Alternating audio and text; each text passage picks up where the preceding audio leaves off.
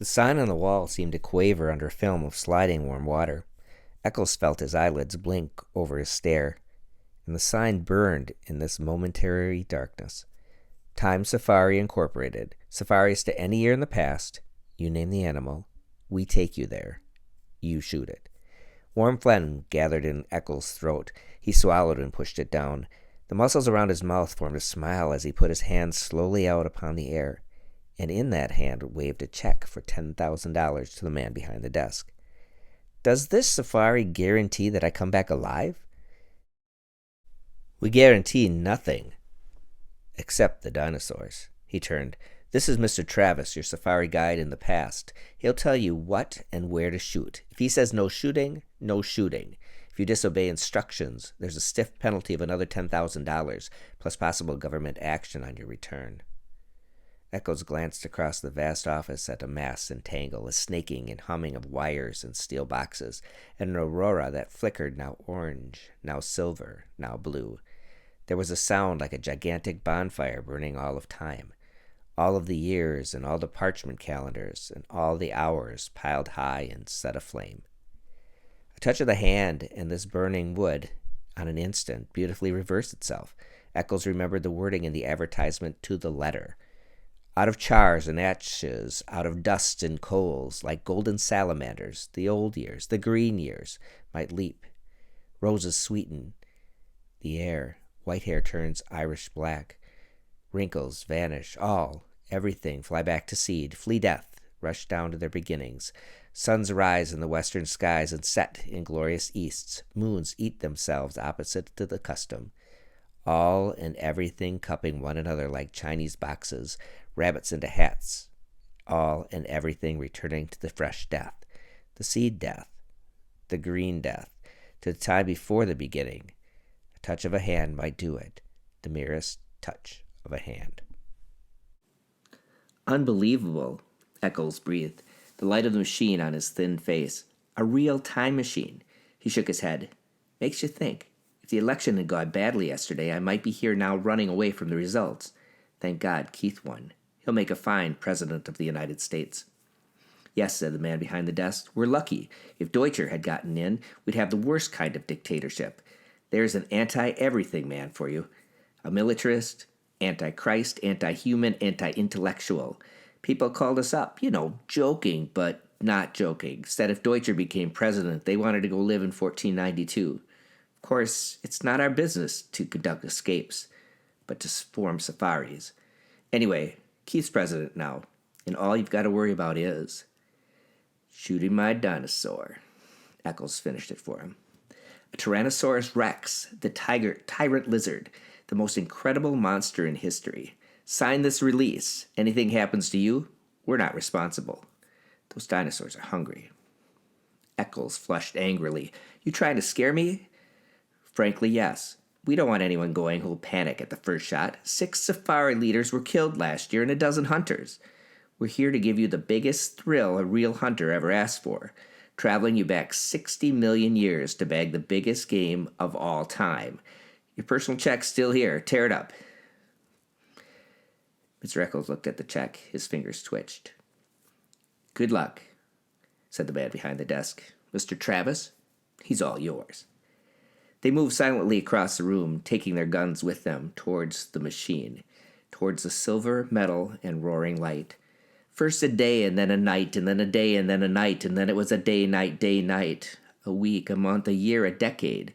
AD 2055, AD 2019, 1999, 1957, gone, the machine roared.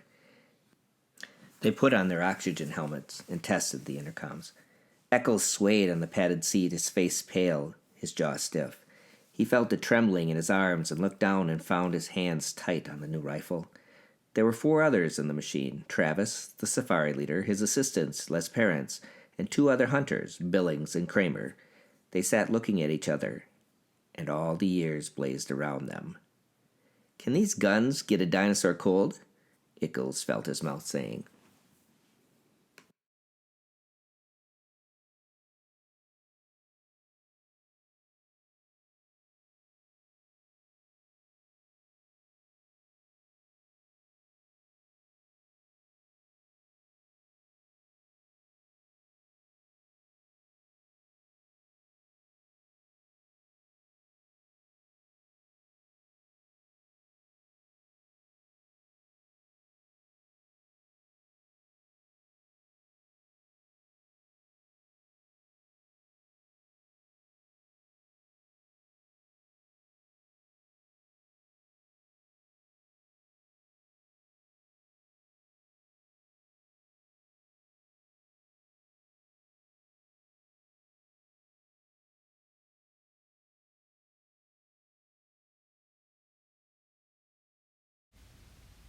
Put 2 shots in the eyes if you can, blind them, and then go back into the brain.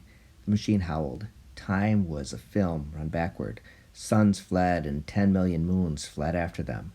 Think, said Eccles. Every hunter that ever lived would envy us today. This makes Africa seem like Illinois. The machine slowed. Its scream fell to a murmur. The machine stopped. The sun stopped in the sky. The fog that had enveloped the machine blew away, and they were in an old time. A very old time indeed. 3 hunters and 2 safari heads with their blue metal guns across their knees. Christ isn't born yet, said Travis. Moses has not gone to the mountains to talk with God. The pyramids are still in the earth, waiting to be cut out and put up. Remember that. Alexander, Caesar, Napoleon, Hitler, none of them exists. The man nodded.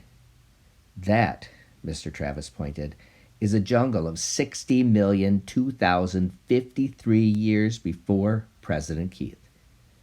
He indicated a metal path that struck off into the green wilderness, over streaming swamps, among giant ferns and palm. And that, he said, is the path laid by Time Safari for your use. It floats 6 inches above the earth. Don't touch so much as one grass blade, flower, or tree. It's an anti-gravity metal. Its purpose is to keep you from touching this world of the past in any way.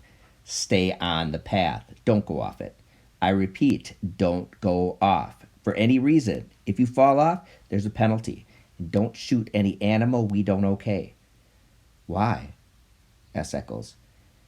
They sat in the ancient wilderness. Far birds' cries blew on the wind, and there was a smell of tar in an old salt sea, moist grasses, and the flowers the color of blood. We don't want to change the future. We don't belong here in the past. The government doesn't like us here. We have to pay big bribes just to keep our franchise. A time machine is finicky business. Not knowing it, we might kill an important animal, a small bird, a roach, a flower even, thus destroying an important lake in a growing species. That's not clear. All right, Travis continued. Say we accidentally kill one mouse here, and that means all of the future families of this one particular mouse are destroyed, right? Right.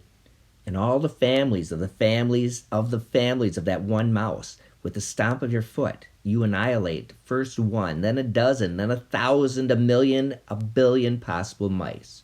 So they're dead, said Eccles. So what? So what? Travis snorted. Well, what about the foxes that'll need those mice to survive? For want of 10 mice, 1 fox dies. For want of 10 foxes, a lion starves. For want of a lion, all manner of insects, vultures, infinite billions of life forms are thrown into chaos and destruction. Eventually, it all boils down to this.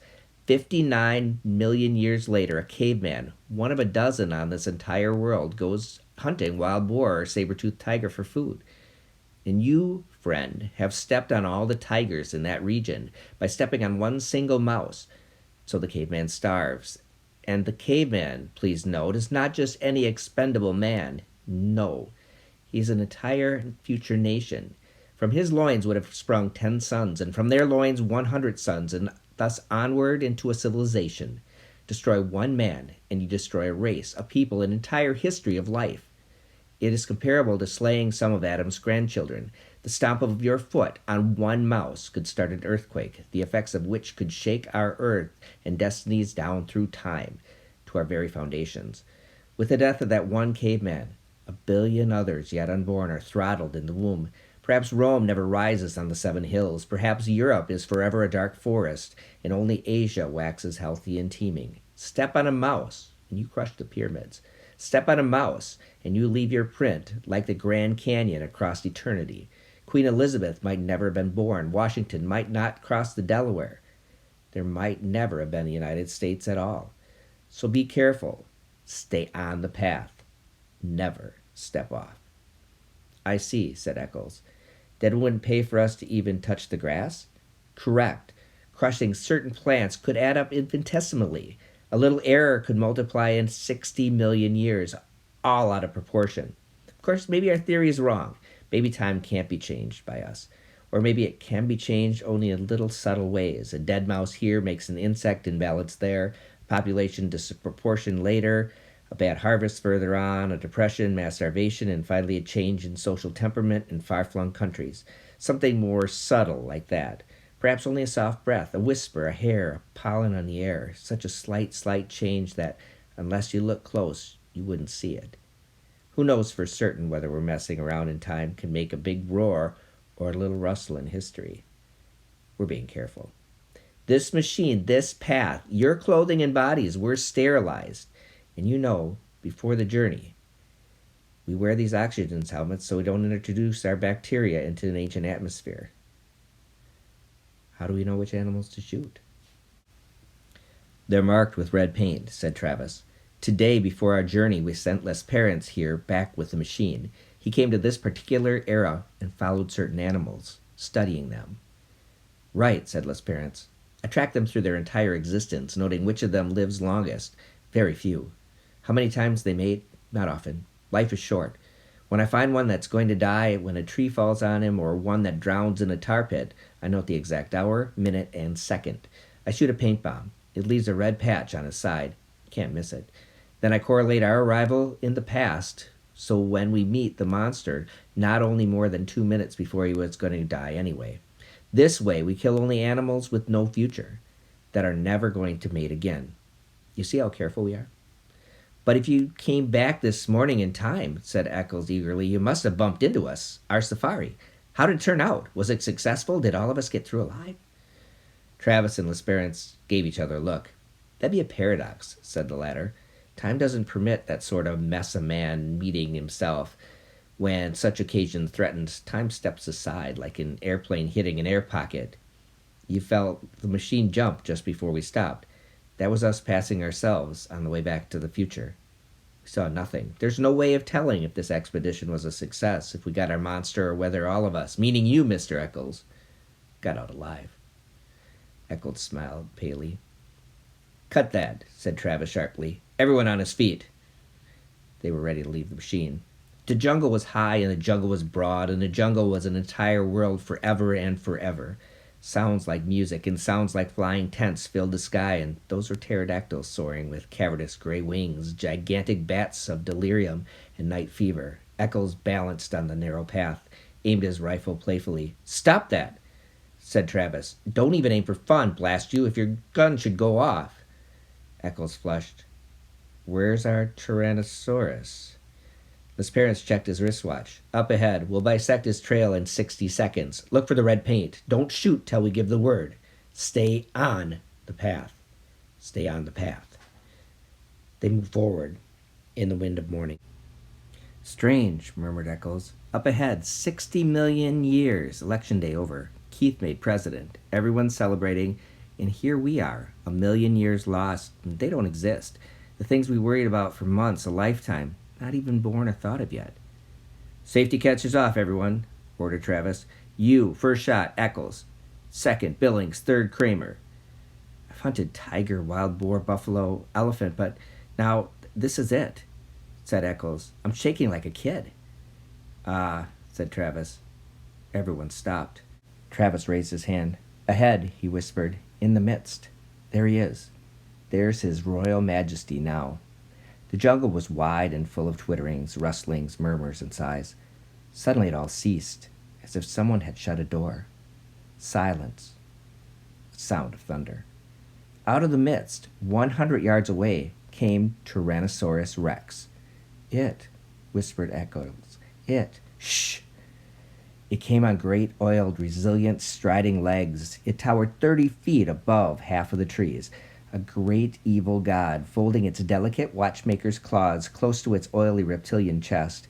Each lower leg was a piston, 1,000 pounds of white bone, sunk in thick ropes of muscle, sheathed over in a gleam of pebbled skin like the mail of a terrible warrior. Each thigh was a ton of meat, ivory and steel mesh. And from that great breathing cage of an upper body, those two delicate arms dangling out front. Arms with hands which might pick up and examine men like toys while the snake neck coiled. And the head itself, a ton of sculptured stone, lifted easily upon the sky. Its mouth gaped, exposing offensive teeth like daggers. Its eyes rolled ostrich eggs, empty of all expression save hunger.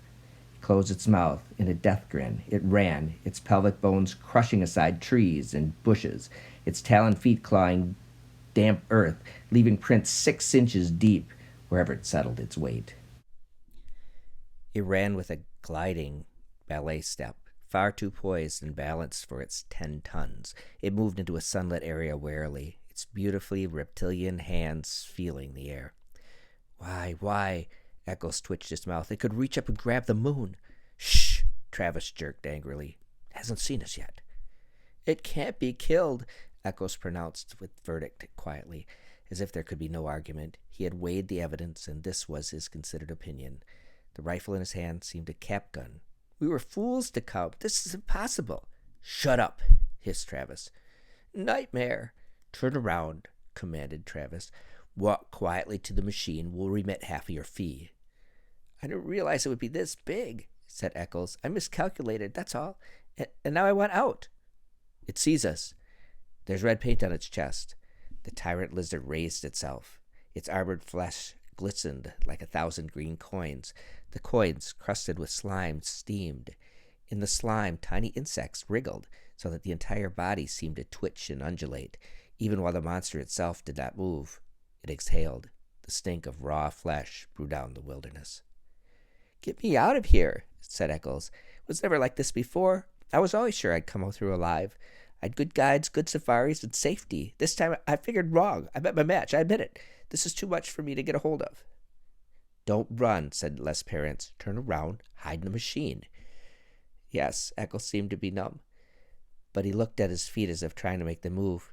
He gave a grunt of helplessness. Eccles! He took a few steps, blinking, shuffling. Not that way! The monster, at the first motion, lunged forward with a terrible scream.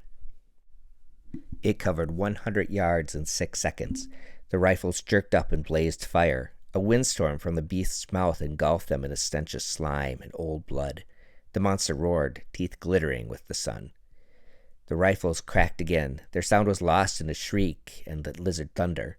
A great level of the reptile's tail swung up, lashed sideways. Trees exploded in clouds of leaf and branch. The monster twitched its jeweler's hands down to fondle at the man, to twist them in half, to crush them like berries, to cram them into its teeth and screaming throat. Its bouldersome eyes leveled with the men. They saw themselves mirrored. They fired at the metallic eyelids and the blazing black iris. Like a stone idol, like a mountain avalanche, the Tyrannosaurus fell. Thundering, it clutched trees, pulled them with it. It wrenched and tore the metal path. The men flung themselves back and away. The body hit 10 tons of cold flesh and stone. The guns fired. The monster lashed its armored tail, twitched its snake jaws, and lay still. A fount of blood spurted from its throat. Somewhere inside, a sack of fluids burst. Sickening gushes drenched the hunters. They stood red and glistening. The thunder faded. The jungle was silent. After the avalanche, a green peace. After the nightmare, morning. Billings and Craver sat on the pathway and threw up. Travis and Lesperance stood with smoking rifles, cursed steadily. In the time machine, on his face, Eccles lay shivering. He had found his way back to the path and climbed into the machine. Travis came walking, glanced at Eccles, took cotton gauze from a metal box, and returned to the others who were sitting on the path. Clean up. They wiped the blood from their helmets. They began to curse too. The monster lay, a hill of solid flesh. Within you could hear the sighs and murmurs as the furthest chambers of it died. The organs malfunctioning, liquids running a final instant from pocket to sac to spleen. Everything shutting off, closing up forever. It was like standing by a wrecked locomotive or a steam shovel at quitting time, all valves being released or levered tight. Bones cracked, the tonnage of its own flesh off balance. Dead weight snapped the delicate forearms. Caught underneath, the meat settled, quivering. Another crackling sound. Overhead, a gigantic tree branch broke from its heavy mooring. It fell. It crashed upon the dead beast with finality. There, Lesperance checked his watch. Right on time. That's the giant tree that was scheduled to fall and kill this animal originally. He glanced at the other 2 hunters. You want a trophy picture? What? We can't take a trophy back to the future. The body has to stay right here where it would have died originally, so the insects, birds, and bacteria can all get at it, as they were intended to. Everything in balance. The body stays, but we can take a picture of you standing near it. The two men tried to think, but gave up, shaking their heads. They let themselves be led along the path. They sat wearily in the machine cushions. They gazed back at the ruined monster, the stagnating mound, where the already strange reptilian birds and golden insects were busy at the steaming armor. A sound on the floor of the time machine stiffened them. Eccles sat there, shivering. "I'm sorry," he said at last. "Get up," cried Travis. Eccles got up. "Go out on the path alone," said Travis. He had his rifle pointed. "You're not coming back in the time machine. We're leaving you here." Les parents seized Travis's arms. "Wait. Stay out of this." Travis shook his hand away. "The fool nearly killed us, but that isn't so much. No. Look at his shoes. Look at him. He ran off the path. That ruins us. We'll forfeit thousands of dollars of insurance. We guarantee no one leaves the path. He left it. Oh, the fool. I'll have to report it to the government. They might revoke our license to travel. Who knows what he's done to time, to history." "Take it easy. All he did was kick up some dirt." "How do we know?" "We don't know anything. It's all a mystery. Get out of here, Eccles." Eccles fumbled his shirt. "I'll pay anything, $100,000. Travis glared at Eccles' checkbook and spat. "Go out there. The monster's next to the path. Stick your arms up to your elbows in his mouth, and then you can come back with us." "That's unreasonable." "The monster's dead, you idiot. The bullets can't be left behind. They don't belong in the past. They might change everything. Here's my knife. Dig him out." The jungle was alive again, full of the old tremors and bird cries. Eccles turned slowly to regard the primeval garbage dump, the hill of nightmares and terror. After a long time, like a sleepwalker, he shuffled out along the path.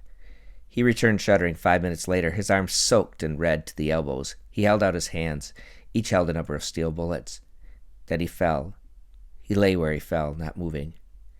"You didn't have to make him do that," said Les Parents. "Didn't I?" "It's too early to tell." Travis nudged the still body. "He'll live. Next time you won't go hunting game like this, okay?" He jerked his thumb wearily at Les Parents. "Switch on. Let's go home."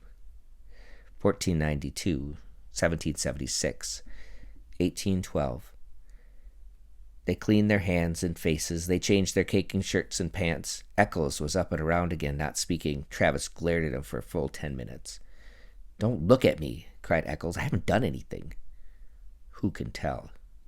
"Just ran off the path, that's all. A little mud on my shoes. What do you want me to do, get down and pray?" "We might need it. I'm warning you, Eccles. I might kill you yet. I've got my gun ready." "I'm innocent. I've done nothing." 1999, 2000, 2055. The machine stopped. "Get out," said Travis. The room was there as they had left it, but not quite the same as they had left it. The man sat behind the same desk, but the same man did not quite sit behind the same desk. Travis looked around swiftly. "Everything okay here?" he snapped. "Fine. Welcome home." Travis did not relax. He seemed to be looking through the one high window. "Okay, Eccles, get out. Don't ever come back." Eccles could not move. "You heard me," said Travis. "What are you staring at?" Eccles stood smelling of the air. There was a thing to the air, a chemical taint so subtle, so slight that only a faint cry of his subliminal senses warned him of it was there. The colors, white, gray, blue, orange, in the wall, in the furniture, in the sky beyond the windows and